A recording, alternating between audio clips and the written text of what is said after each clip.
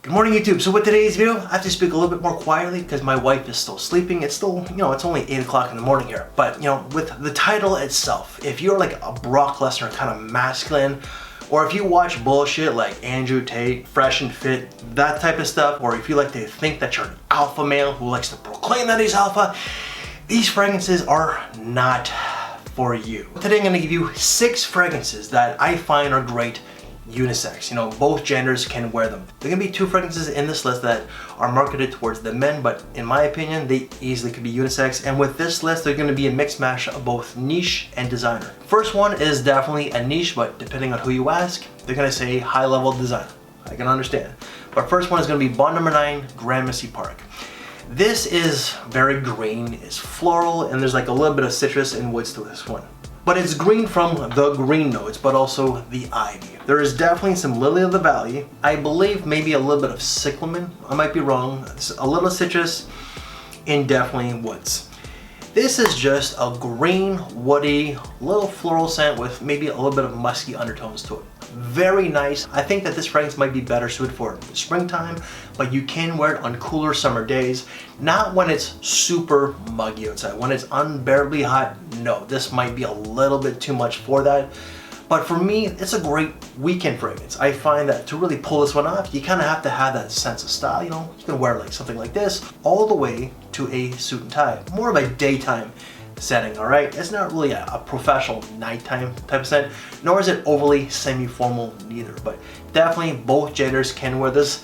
This is marketed, depending on where you look, as a feminine fragrance, but some sites will say that it's unisex. For me, it's maybe a little bit more towards the ladies, but if you're a modern day gentleman, someone who likes to dress up, who's well-mannered, well-polished, well-sophisticated, all that kind of stuff, like the Kingsman. I've always used this analogy all the time when I describe these modern day gentlemen.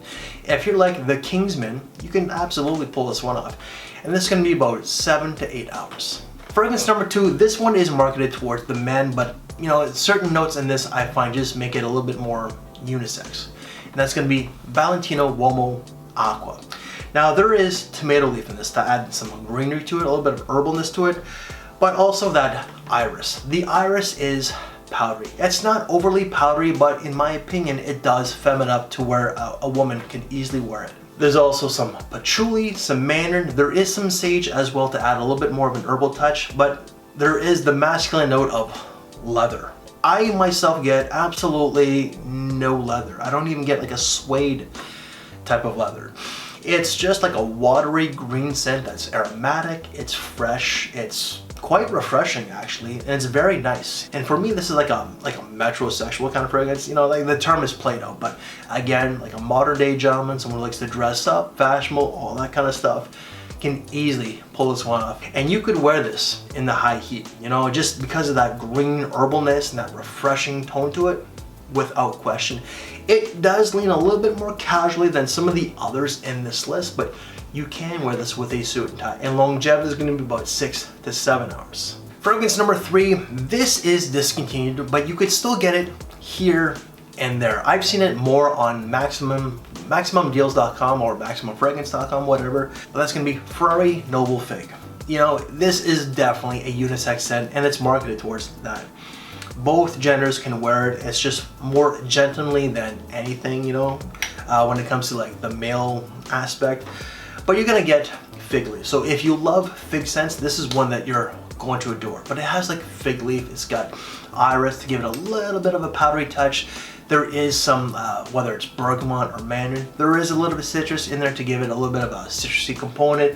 There's also some clary sage to add a little bit of an herbalness to it. There's also that patchouli to add a little bit of a woody nuance, and definitely some musk. This is definitely a unisex scent. I personally love it. I have plugged this brand relentlessly over the years. The last couple of years I kind of really slowed down because they have discontinued all their scents.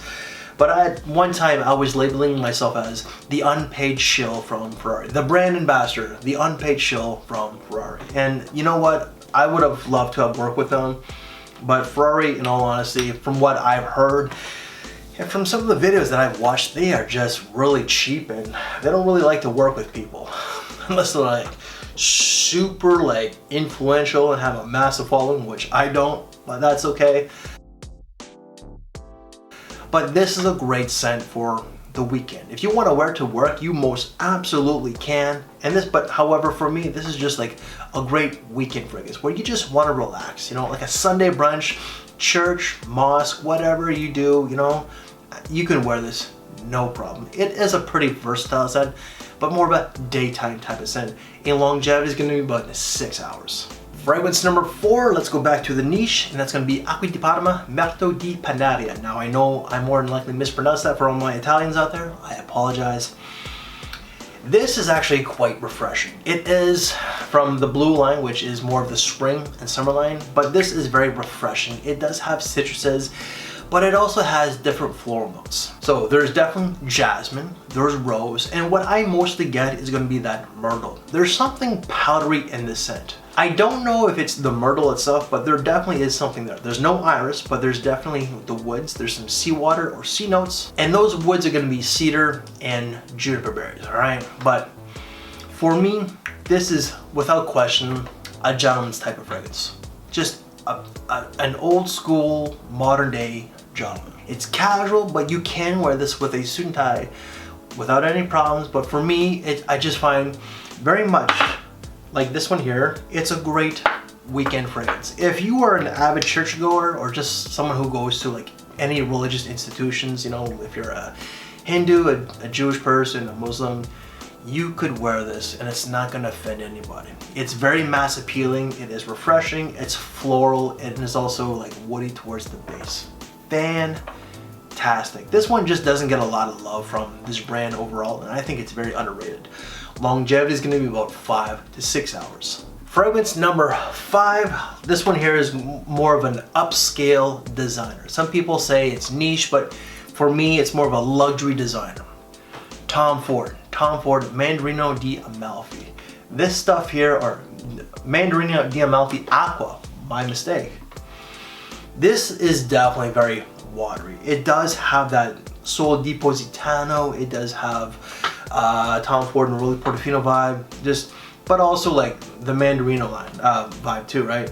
Because there's different freshies from this line, and they're all stellar. They're all fantastic. They're all refreshing, and they all have like loads of citrus, and they do have a bit of a soapy component. But this stuff here is maybe a little bit more watery, a little bit more aquatic. This is just lighter and more refreshing. So with this one here, it's a citrus bomb. Now what citruses, I don't know, but there's definitely different citruses. There's mint, there's different florals, definitely the jasmine. So there is like a white floral component. There's blackcurrant, but there's also the orange blossom. I have to look at my notes. It's a very fresh, citrusy, aquatic scent with a white floral touch and muskiness with a little bit of woods towards the base. It is so damn good. Longevity, that's the problem, including the price tag. You know, it's Tom Ford. Tom Ford ups his prices just like Creed, and he kind of lowers the quality. To me, that's robbery. It honest to God is, but this stuff here, if you can get it for a reasonable price, just do so, because if you smell it, you're guaranteed to love it. For me, this is probably the most casual one in this list. White t-shirt and jeans type of casual, and longevity is going to be about 3 to 4 hours max. And last but not least, this one is actually marketed towards the men out there, the gentlemen, but because it's just so sweet with like a powdery touch, I find that women can easily pull this one off. Givenchy P or Givenchy Pie. So with this one here, you're gonna get the tonka bean, there's vanilla, benzoin, there's cedar, anise, I believe there's maybe a little bit of iris. No iris, but you do get that powdery undertone to it, you know? So in that opening, it just grabs you. It's a very potent scent. Well, this one is, because it has been reformulated, but this is like not the most reformulated, but it definitely is a bit of a heavy scent. So you're gonna get the vanilla. The vanilla is sweet and it's creamy. You're gonna get the tonka bean, the almond, so that nutty nuance. You're also gonna get the benzoin to add a bit of an ambery touch, and you're also gonna get that anise. It adds a little bit of warmth to it. And then towards the base, there is a little bit of cedar, you know, a little bit of woods. For me, this is really, I'm not gonna spray it because it's actually, I sprayed a lot. I filmed a lot of videos today. And this stuff is just gonna linger. This stuff is classy, but it's sexy and playful at the same time. More of a grown and sexy, not like your juvenile frat boy type of sexy. This is an older scent. It's the oldest one in this list. Came out in 96 or 98, one or the other. But it just has a little bit of an older feel to it. A little bit more mature, but at the same time, a mature person that knows how to kind of kick back and just have a little bit of fun. You could wear this with a nice turtleneck, with like a suit and tie, a tuxedo, something like this. Well, actually, no, not like this. This is not a spring or summer scent, but if you want to wear it on a night out in the summertime, 1-2 sprays max. Longevity is about 7 to 8 hours. So guys, that is 6 fragrances that, in my opinion, are totally unisex. Oh, so not masculine. So I know that because of the title, there's been a few of those alpha guys out there, some of those red pill ministry guys that we're watching, and I'm just waiting for some of the comments. I just know it. So guys, if you like this very video, please leave me one of these. If you want to see other unisex lists out there, I don't think I've done a whole lot. Please check out this side here. You might get 1, you might get 2, who knows? And any reviews that I've done on these fragrances, they will all be down in the description box below. So guys, thank you for your time, take care, and I will see you later. Thanks for watching, everybody.